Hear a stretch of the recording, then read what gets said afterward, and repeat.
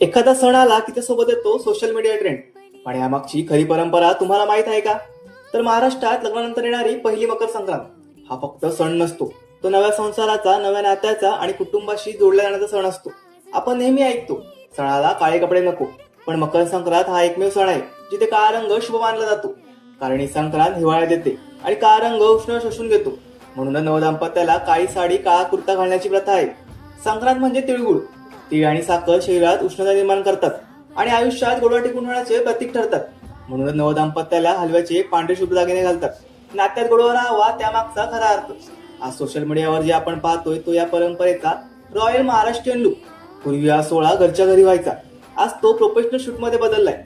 काही पैठणी, काळा कुर्ता, डिझायनर हलव्याचे दागिने, तिळगुळ भरवणे, पतंग उडवणे आणि या सगळ्या मागे परंपरेचा अभिमान. सकाळी पूजन, संध्याकाळी औक्षण, भेटवस्तू आणि कुटुंबाचा आशीर्वाद. म्हणून लक्षात ठेवा, सोशल मीडियावर दिसणारा ट्रेंड फक्त शो नसतो. तो आपल्या परंपरेचा नव्या पद्धतीने केलेला उत्सव असतो. तुमच्या घरात पहिली मकर संक्रांत कशी साजरी होते? कमेंटमध्ये नक्की सांगा. रील आवडली असेल तर फॉलो आणि शेअर नक्की करा.